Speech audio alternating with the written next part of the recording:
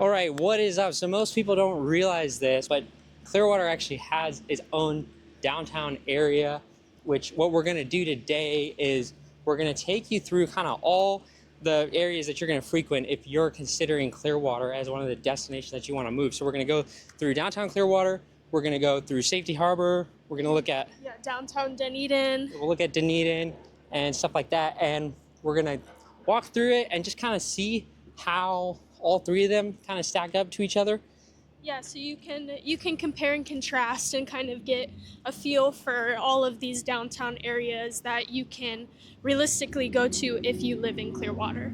Yeah, it's like roughly 2 p.m. on a Monday, and so it'll be neat to see like where the busier areas are. So we haven't been down here in a while, but one thing that has kind of caught us by surprise is just this park right here that we're standing in front of.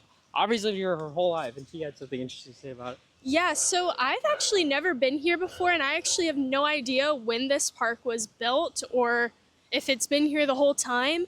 I think that part of the reason why is because it is just so close to the beach that most people, rather than coming here, they just drive straight to the beach because there's a lot to do over by Clearwater Beach. You know, there's a lot of activities, a lot of restaurants, a lot of, people, and so there's just, kind of a lackluster to this particular part, and I think it really does have to do with how close it is to the beach and just people missing out on it. Even me as a local, I honestly didn't even know that this was here. I think the other thing that's interesting to me too is like just all of this looks so new, which is pretty cool. Like it really does seem like the city of Clearwater, or that at least there's a lot of new stuff happening in Clearwater. It's not stagnant, it's not the same. Like, it's actually impressive how, like, we saw a new burger restaurant up on the corner up there, and it looked like they turned a older historic building and revamped it. So I thought that was really cool. But yeah, it's just been interesting. So I think there is a lot of potential for Clearwater making a comeback and being like a destination that people situate themselves closer to without just the beach, like even for like reasons other than Clearwater Beach, like downtown Clearwater the downtown itself. area, yeah. Anyhow, so we're gonna wrap it up here, and then I think next we're gonna head to Clearwater Beach. We're gonna show you a bit of that, just kind of so you can compare, because they're two completely different cities as well. So that's one thing to know. And then we're gonna go over to Dunedin. So one thing I want to say about Clearwater Beach specifically is we've been driving around for literally like 5 to 10 minutes, and this is part of the reason that I personally don't love Clearwater Beach, is because like it's a Monday, it's 2 p.m., and I don't know why it's taken us 15 minutes to find parking. Like literally, unless I want to pay $20 for parking at like this random small business, I basically am just driving around looking for a public lot. And I wanted to show you guys the pier. And what it's looking like is I'm going to have to drive like way down the road and then walk like 10 minutes up just to show you guys the pier. And so that is one thing with Clearwater Beach that is kind of frustrating, is really what you're getting here at Clearwater Beach, you're getting in a lot of other places in Pinellas County. You're giving up a lot in convenience and traffic by being at Clearwater Beach, which is, I think, why it's a spot. I wouldn't say it's a spot locals don't visit, but they visit it with intentionality, is what I'll say. All right, so we're here in Clearwater Beach right now, and it is not even a nice day to go to the beach. It's super windy, it's cold, and there's still people here. It's still busy. There's still people swimming somehow. I don't know how they're not freezing, and it's just crazy. So that is something to keep in mind, even on an off season. Like right now, it's the beginning of January. There's still a lot of people here and a lot of tourists. What would you say, Aubrey, is like the main reason, like growing up, you would come here though, like to Clearwater Beach, with it being as inconvenient as it is? So there are certain spots on the beach that have less people. The closer you are to the pier, the more action, the more tourists there are, because this is just where everything is near the pier. But in terms of like, if I wanted to go to a beach on like just a regular day, I would definitely not pick Clearwater Beach. And if I did pick Clearwater Beach, it would probably be because one of my friends from out of town wanted to go to the beach, or if I just wanted to see a lot of people and do, some like during like spring break, this beach gets really popular with a lot of college age people and, families who have that time off. And so it can be a fun place to go to during like those times, just kind of see all the action and all the fun, or if there's like any sort of like festivals going on down here. But besides that, like, locals do not come here as frequently as they go to a different beach, just because the parking is hard. It's hard to find parking. It's expensive for parking. It's hourly. I will say though, if you're coming to the beach for like the sand, this is like, honestly, this is one of the best options. Yeah, the sand is really nice.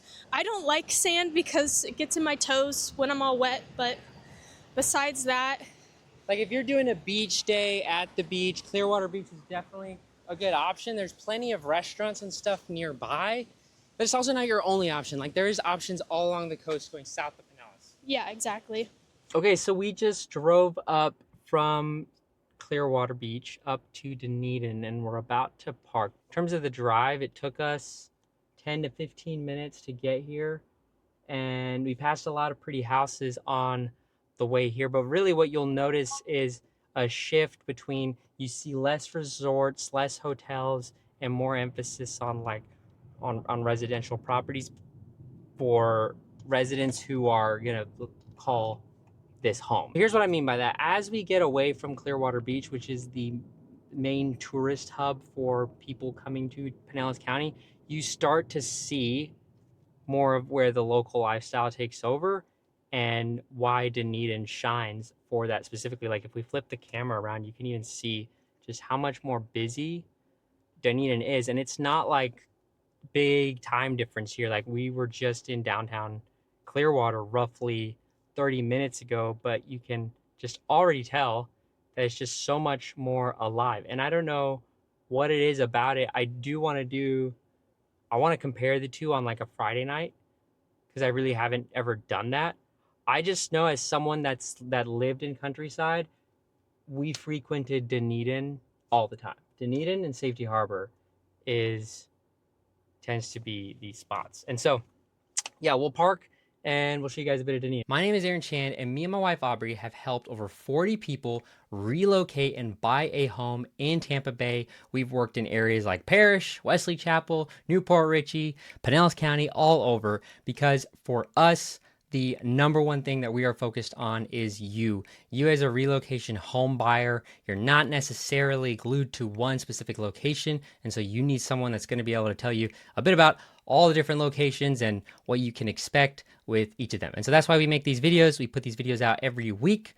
If you are watching this video and you are saying, that is me, I want to relocate to Tampa Bay at some point, then definitely reach out to us. Whether it's you're ready now or you're thinking about it, you're going to be ready in 5 years, we want to hear from you today, because we can make this process so much easier. We can help save you so much time and help you not waste time researching areas that we know you're not going to like based on your lifestyle and your needs. If that's you, our number is on the screen. Feel free to call, text, or email us. We would love to hear from you.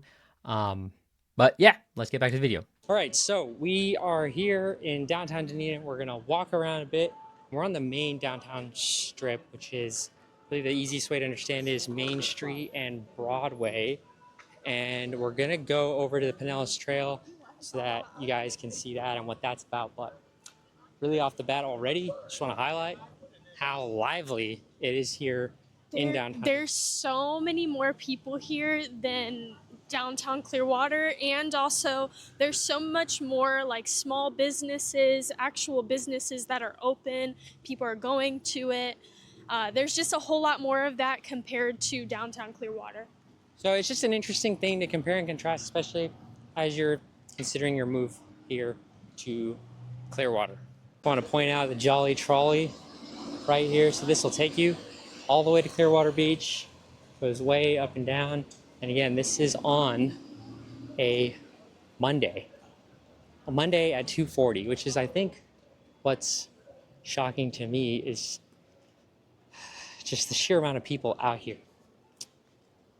Okay, this is something that I am pretty dang excited to show you guys because I think it's part of what highlights and makes Dunedin one of those cool special spots, and that's just how the Pinellas Trail is incorporated within this city. And you can see it up further, but a lot of these restaurants will actually open up entrances along the trail. So we're on the sidewalk here, but the trail is just right over there. I'll actually go onto it, but it goes right through downtown Dunedin. You can see that right there behind me, and then looking forward.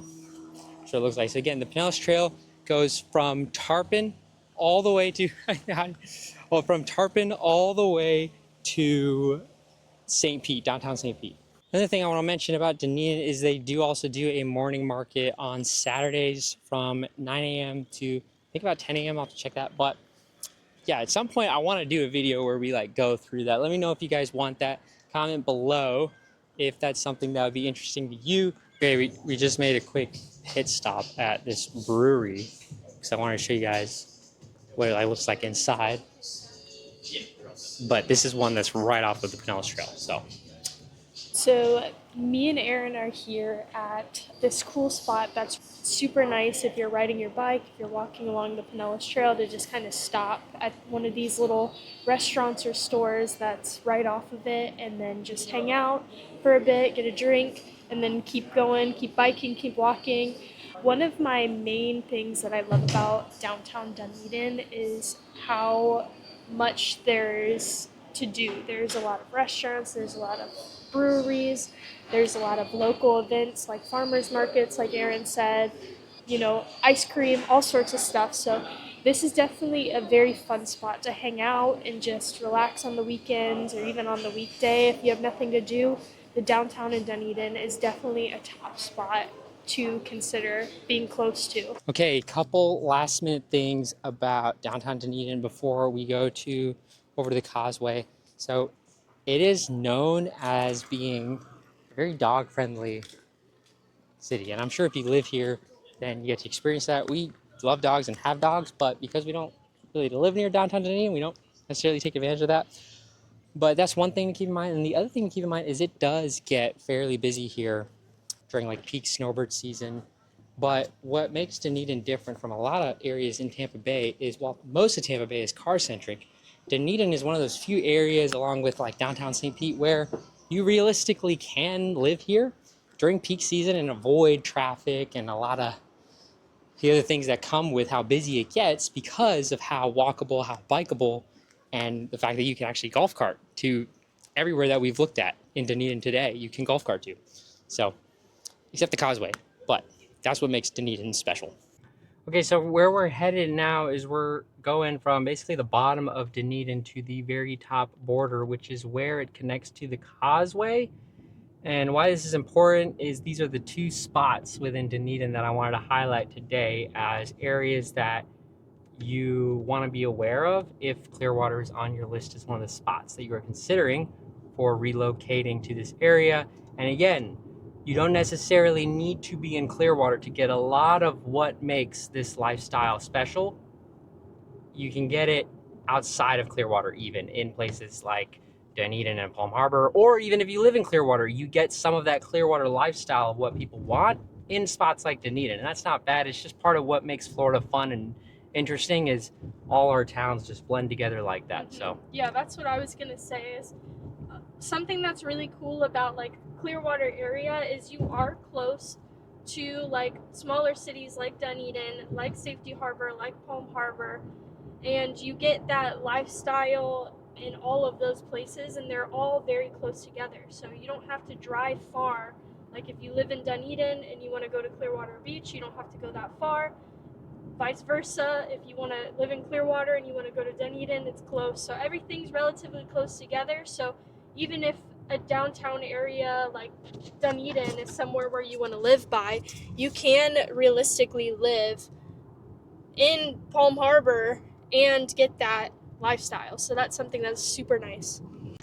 So over here, I just want to highlight real quick, as we are turning left onto the causeway, you can see again the Pinellas Trail on the right-hand side And again, the reason I am pointing this out again is just to drive home why people love being near this trail so much. It is truly because it is connected to every major, feels like almost every major thing to do in Tampa Bay, in Pinellas County, is somehow or another connected to the Pinellas Trail. Partially why I love Dunedin is here on the right. Literally any of these spots you can just pop in. You got this person here, they're putting up a hammock, or are they doing some sort of dance? I don't know. But here's what I do know. You can park anywhere along the water here. It's so quick, it's so easy. You can pop in your hammock. So if being near the sandy beaches is the priority, then this is not the best spot for sure. But if being near the water, fishing, dropping in a canoe, just hanging out near taking in the fresh breeze, if that's the priority, then this is just always a better spot just because of the convenience of how easy it is to actually get out here. Today's not a very good day because of how windy and cold it is. It's like 65 degrees, which is freezing for Florida. So that's why you don't see anyone out. But we're going to pull in here on the left where they got the kayak rental so that you guys can see that. And then actually I'm going to pull up over on the right so that you guys can see where people fish. But here on the left, you can see they got a little grill and a kayak rental spot. So that's nice. All right, so we just parked and we're at the end of the Dunedin Causeway. What I want to point out to you guys here is just look at how many cars are parked here along the water. And that's what's really special about the spot is you can literally pull up, get right in the water. Like I used to live in Countryside. It's about 15 minutes away, but literally within 15 minutes, I could get in the water. And yeah, it's not Clearwater Beach. It's not, I mean, it's got the shells, which people don't love. It doesn't have the super soft white sand, but for me, it's all about convenience and speed. How fast can I actually get in the water? And this is where it shines over Clearwater Beach. Now, the main pros and cons, though, between the two is Clearwater Beach and south all the way down to Fort DeSoto. You're going to get that fluffy white sand, which people love. Going up, in my opinion, I think you get more in terms of like fishing, maybe wildlife that you see. I just feel like I notice more up here where it's less crowded, less dense, but you are giving up the beach. The water though is still beautiful. It's still like, it's clear water, man. It's clear water. It's clear. So the water's nice. The water's nice, but we're gonna walk up here and we'll look at, I'll show you guys a fishing spot. Another thing I wanna point out is in my map video, when I pointed out the sandbar that's located out here on the causeway, today's a little chilly, it's 65 degrees, but it's going to be right out there. So that's Caldesi Island right there. Clearwater Beach is just down there. You can kind of see where the buildings get a little tall. You probably can't even see it, but it's over there. Let's go check out these fishermen. The reason this spot is so good for inshore fishing, if you like inshore fishing, is because right here under the bridge in about the center, it gets pretty deep, so you can actually catch different stuff inshore. So personally, I love this spot because it does not close. So kind of like this is separate from like Fred Howard Park and other spots. Like Fred Howard Park, it very much closes at sundown, and so that's just something you got to keep in mind when it comes to navigating, fishing, and just kind of why I like this spot. Now, why do I like this spot? Because of the fishing. I love this spot. This is my favorite. This is one of my favorite spots in all of Tampa Bay, and so that's why I want to share it with you guys. Now, not like that's some turbulent water, man. This is not a swimming spot. I need to show you guys that. This is not a swimming spot. This is not a spot you go to if you want to swim. There are way better beaches for that, and in that area, Clearwater Beach shines, Sand Key Beach shines, Madeira Beach, Fort DeSoto, Paso Grill, all those beaches shine. I don't necessarily know if Honeymoon Island shines in that regard because the beach is just a lot like what we just saw on Honeymoon Island. All right, final spot we're in today is going to be Safety Harbor. And this is another great spot to situate yourself around if you're thinking about living in the Clearwater Countryside area. What's nice about Safety Harbor is, even though it's near the coast, I'm sure I'll mention this in the flood zone part, but it is fairly high. You do see the elevation. It's up there pretty quick. And big differences, though, between Safety Harbor and Dunedin, I would say for me is it's a bit quieter, a bit more laid back, a bit slower pace, but still has some super cool things like Nona's, and then spots like Giggle Waters over here is pretty cool. They actually have a movie theater that, what do they do? Aubrey knows more about it. They do these cool little nights where they have a movie and then they serve courses that go along with the movie. So if you're watching Ratatouille and they're showing the Ratatouille, they will serve you ratatouille. So that's kind of fun. This is actually where I used to hang out a lot when I was in high school. The reason why I liked it so much is it is just one strip of all the shops, everything to do, all just up and down Main Street, and the rest of it is residential, so it makes it a really fun place to walk around and to just see everything. They also block it off every third Friday, and they have a little gathering of all these local vendors that you can go and buy stuff from. They also have a good bar here that does karaoke on Tuesdays, which when we lived in Countryside, I feel, okay, when we lived in Countryside, we definitely hung out in Safety Harbor the most. And I'd say, yeah, there was probably the most frequent occasion was to sing karaoke at Harbor Bar. Yeah, but compared to Dunedin, it is quieter and there is just a little bit less people. So if you are looking for like a nice quiet downtown area, this is a good spot. But there still is some pretty notable places like Nona Slice, which is a popular pizza shop over here, and Dave Portnoy went and reviewed the pizza, and the owner is a very famous pizza something or other. I don't know what they're called, but he's very good at what he does. So if you're looking for a good pizza spot, Nona Slice is definitely a good spot. Another thing I'd say about Safety Harbor is I love the pier. I love also just how walkable it is, even though there's not necessarily anything to walk to, even just within the streets. It definitely feels a lot quieter, a lot more laid back than a lot of the other spots. You can golf cart within here as well. So that's something also important to know. All right, so I wanted to start off this video by talking about schools. And why I wanted to touch on this first is because I know how important this decision is when it comes to relocating your family. I used to be a preschool teacher, and talking to the parents, they would tell me how important that decision is of choosing the right school for your kid. And so I wanted to bring a little bit more clarity to a subject that people don't really talk about. So let's talk about some resources that can be super helpful when it comes to knowing more about the school ratings and that sort of thing. So niche.com is a great website. It has school ratings on it, and it has a lot of other helpful resources that will give you some more details and info about different schools that you're looking for when it comes to relocating. We actually do have a lot of past customers as well who have their kids in the school systems here, and so we'd love to try to connect you with a parent who maybe has a kid in the school that you're considering. So that is another option, as well as us just giving you some helpful info. So if you do have some burning questions that aren't answered in this video, feel free to reach out to us and we would love to help answer those questions. So let's get into the nitty-gritty stuff. Now, if you have preschool age students, the nice thing is you are not limited to different zoning. You can choose a preschool within any area as far as you're willing to drive. And the nice thing is you do have a lot of options, especially if you're looking in the Clearwater area. And the nice thing too is a lot of our preschools here do have before and after care programs. So if you are needing to go to work early or late, there are a lot of options that you can choose from that do have those before and after care programs.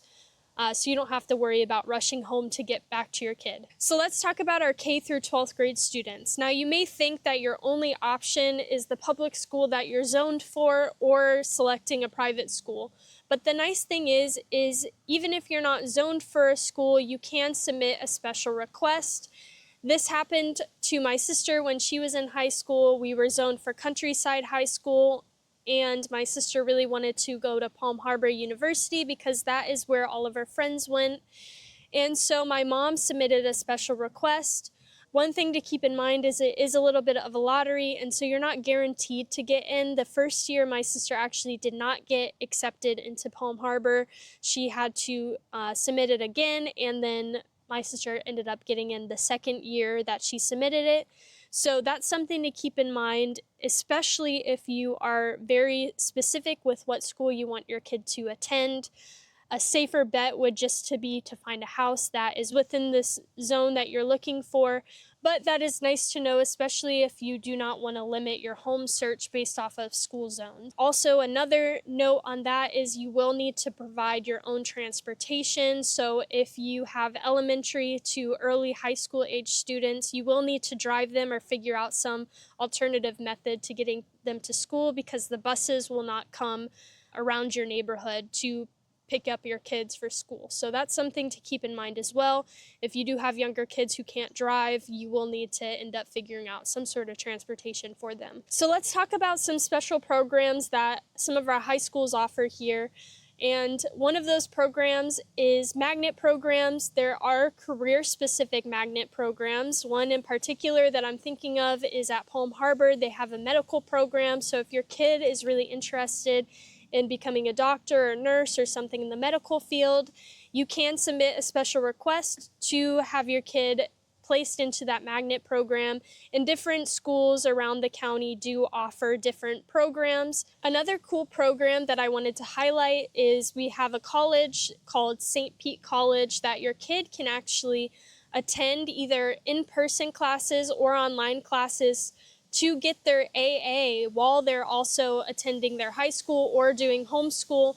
And the bonus is it's for free. So your kid can actually graduate high school with an AA, all for free. And also, all they need to do is pass a college placement test and have a 3.0 GPA. All right, so now that we've looked in person, you've seen downtown, you've seen what it's like, we're gonna break things down from a map point of view. And I want to start by just highlighting some of the major roads and the busy roads that you're gonna situate yourself around. And then in the next part of this, we're gonna break down the exact flood zone map so you can see kind of the areas to keep in mind when it comes to flooding and coastal flooding and all that. So the main road I want to highlight is the Courtney Campbell Causeway, which goes from Tampa International Airport, basically all the way to downtown Clearwater, and then it continues across the causeway to Clearwater Beach, and you're in Clearwater Beach. Typically, this road is pretty busy. I feel like I've never really noticed it not being busy, but it's not one that you get on a ton if you're living here.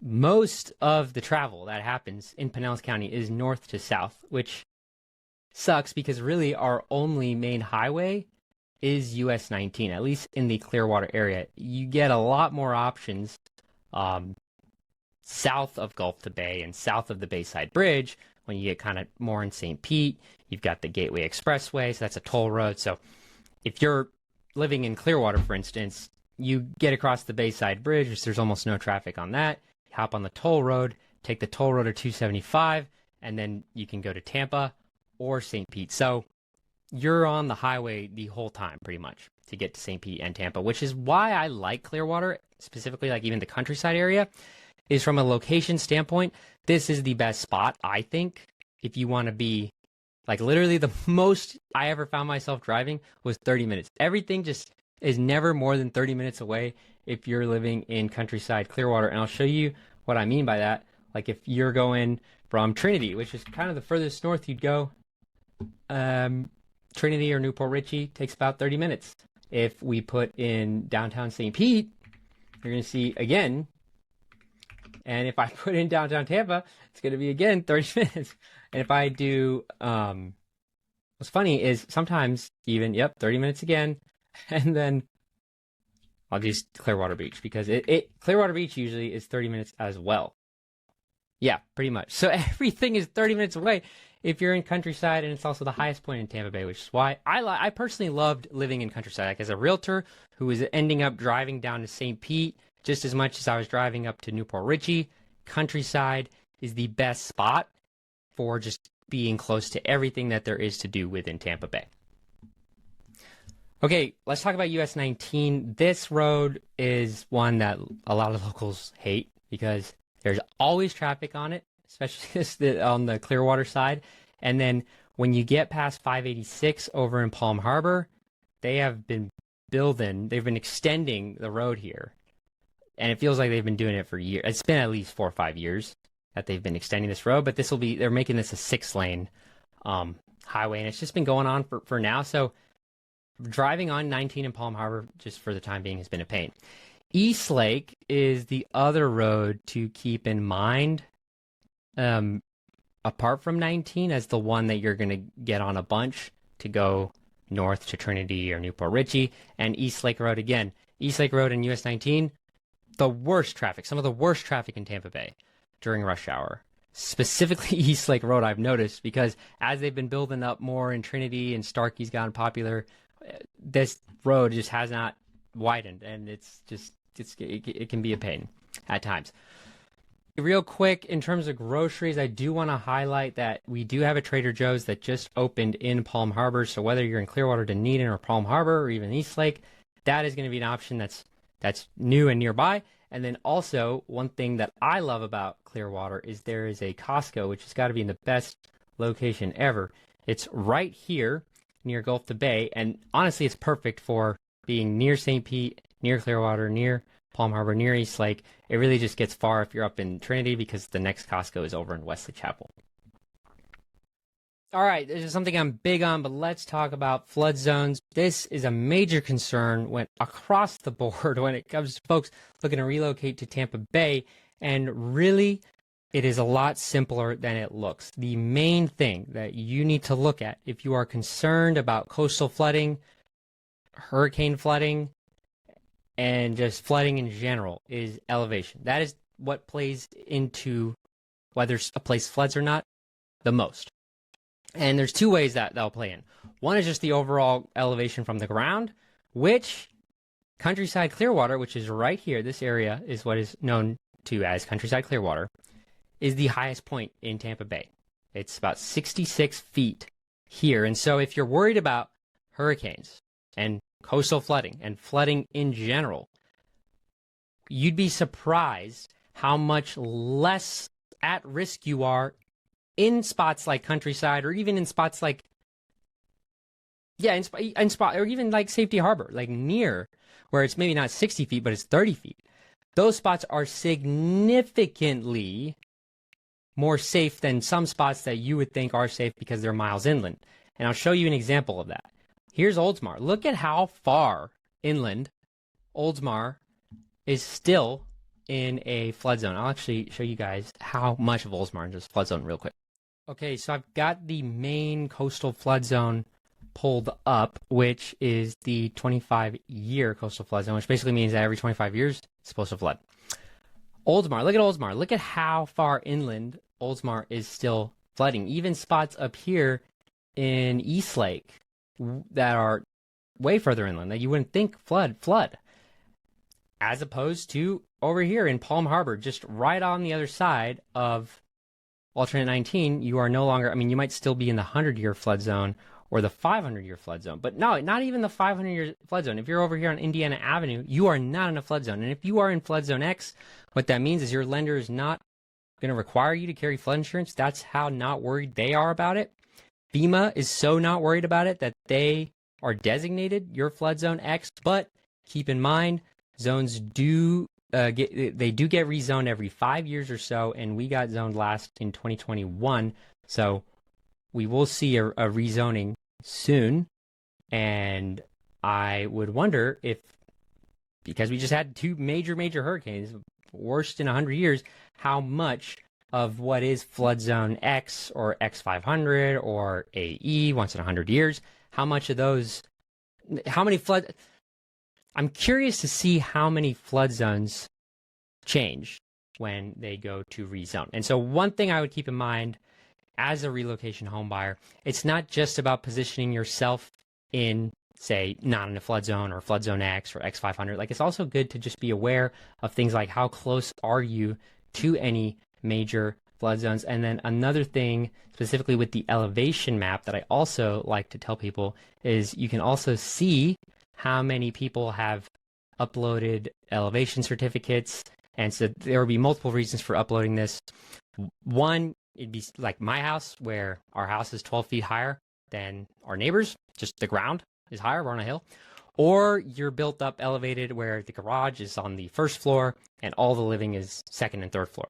And in those cases, you can also get a elevation certificate as well. So those are two things to keep in mind, but main thing that you are going to want to navigate if you are worried about flood risk, flooding insurance, just flooding in general, be it renting, buying, whatever it is, elevation. That's what you want to look at. And also just keep in mind that the areas you do see major flooding in on the news, like Florida's flat for the most part. And in a lot of parts, we're very low, like Oldsmar. And so those areas are just going to see a ton of flooding. It's a swamp. It's a swamp. Anyhow, that's all I have on flooding. This tool is available. It is the Pinellas County Flood Zone Map. They have the best tools when it comes to getting accurate information on this stuff. If you guys need any help navigating that or using it, it can be a little tricky or a little confusing. Let me know. I'd love to help out with that. Also, real quick, I know we touched on golf carts, but there is the golf cart map is located on Dunedin Goes Karting, and we actually did a whole video on Dunedin. I'll link it right here so that you guys can check that out. But I actually break down this map in that video, so definitely give that a watch if hearing about Clearwater has got you interested in Dunedin. Dunedin is pretty cool. All right, if you are a visual guy like me, then stuff like this is awesome. If not, let me know so that I stop making stuff like this. But what I did, because I wanted to make a tool for you guys that makes it easy for you to understand what to expect when it comes to the real estate market here. And it is so confusing when you're just looking at the Zestimates or just looking at the median sale price or average sale price, because Tampa Bay is very, very nuanced in terms of it's just the market here is different. And so I talked about this in my Dunedin video about how homes in like Barrington Hills that are the exact same as the homes in Greenbrier the prices will be different because Barrington Hills is in Dunedin, Greenbrier is in Clearwater. Or if a home happens to be in the golf cart zone and another one that's not even a mile away, maybe it's just 100 feet away, but it's not in the golf cart zone, same home, they're going to have different price points. And so if we're just looking at the median price and the averages, we're not going to get that detailed information that we really need to know when it comes to determining the right offer, the right concessions to ask for, what to even expect when it comes to what the place is even worth realistically. And Zillow just doesn't do a good job at helping identify that. And so what I did is I took all the listings on the MLS, on our MLS, I exported them with the pictures, with the listing descriptions, with the details like the roof age, all that. And I gave it to AI and I had it just kind of make a visual chart for me to be able to understand kind of what's going on. And so if you guys want to use this, definitely feel free you guys can definitely use this. Let me know if you'd like it. But the main thing I want to show you guys is the relocation insights. So what I like to do is I like to look specifically, if I'm trying to understand where the buyer's demand is at, I like to look at what homes are selling in less than 14 days. And so here's what we found. In Clearwater, the median sale price, $470, 1760 square feet. 16% of them are in an HOA with a 115 average, and 88% of them are not in a flood zone. These are the homes in Clearwater that sold in less than 14 days. So these are the ones that the buyers are hopping on. So that's how you can kind of have a decent understanding of what to expect with kind of all of these. And then we even have like exact examples. So you can see like this one, pool home in zone X with no HOA, split bedroom floor plan, move-in ready, near top-rated schools and minutes to the beach. The listing emphasized screen and pool, perfect for year-round. This is exactly what relocators picture. So just kind of, I love stuff like this. It's just, it helps me. I want to always feel good about the decision I'm making, and I want to know about every single factor that comes into play with this. So here's another thing. I had it look through what updates do the homes that are selling the quickest for the most amount of money have. And it's got a new roof, new AC, and updated kitchens. That's what's going. So this is interesting. There's also a lot more to look at other than just the sale price and the close price, because a lot of times sellers will pay for the buyer's closing costs, and that information is public and should be factored in when you're trying to determine what to offer on a property. And so I did that too. So in Clearwater, the sold price to list price ratio is like 96 to 97%. So if a home is listed for 100 grand, it's reasonable to offer 96 grand on that home based on the statistics. With that being said, though, we're seeing a roughly 26% of sold listings in Clearwater offering seller credits of 7K. And so that's an additional amount that affects really the market value of the home. The market value of the home is 7K less than what we're seeing online, because the seller isn't getting that 7K. That 7K is really just going back to the buyer who's going to pay their closing costs with it. And it does affect an appraisal, but when you're coming up with an offer, you just got to look at everything in terms of the seller's net sheet. And I'm getting boring now, so I don't want to bore you guys. This is stuff that I'm very excited about. I love talking about it. If you like talking about it, reach out to us. I'll put my number on the screen. Definitely would love to hear what you guys think about these videos. But yeah, for sure. Ooh, the last thing I want to highlight here that I really liked is this value and analysis section, where we actually go over kind of what you can expect based on what is available. So if you want a pool, then you can expect that 37% of the listings are going to have a pool in Clearwater. They're going to be roughly 1,500 square feet. They're going to be roughly 0.2 acres. Basically, more or less built around 1969, more or less at 275 a square foot. What I also like is I had it go in and look at what communities, like recently have we just seen more recent sales in than some of the others. And one interesting one is Highland Lakes, which Highland Lakes is my favorite 55 plus community in Tampa Bay. And if you are looking to research about 55 plus communities, I'm going to show you guys the best resource available. It is called 55places.com, and they have everything you need to know about every community, man. And so Highland Lakes specifically, let's pull it up. Highland Lakes in, or actually here, this one right here. You can pull it up. You can see how many homes are in the community. You can see the price point. You can see the homes for sale. You can see the amenities that they have. And this amenities with 55 plus goes a lot more in depth. It goes into clubs. There's a lot going on. The lifestyle really, in terms of the exact community, matters a ton when it comes to 55 plus. And I tell people, think of it like you're going to college again. You're going to look at, what amenities does my college have? How many students are there? How easy is it to meet people? That's the best way to look at 55 plus, because it really is like going to college again in some of these spots, because they have just so much to do. It's so fun. Highland Lake specifically, they got 2 clubhouses. They're on Lake Tarpon. You can even take boats from the clubhouse to go on to Lake Tarpon. So a lot there. 55plusplaces.com. This is the best resource for all things 50. And this isn't even sponsored. Okay. All right, if you made it this far in the video, then you are truly a champion, and I hope this was super helpful. I know it was long, but me and Aubrey, when we sat down to make this, we really tried to jam it with as much valuable information as possible. And a lot of what we wanted to say, we actually left out because we've covered it in another video. So I know we talked a lot about Dunedin today. So if you guys are interested in learning more about Dunedin, check out the video we have on Dunedin. We also got another one just on Tampa Bay in general. And then we've got one super in-depth video on just navigating flood zones and insurance to do with St. Pete. So check those out. I'll link those here as well. But yeah, we'll see you next week. We do these videos every Wednesday, 6 p.m.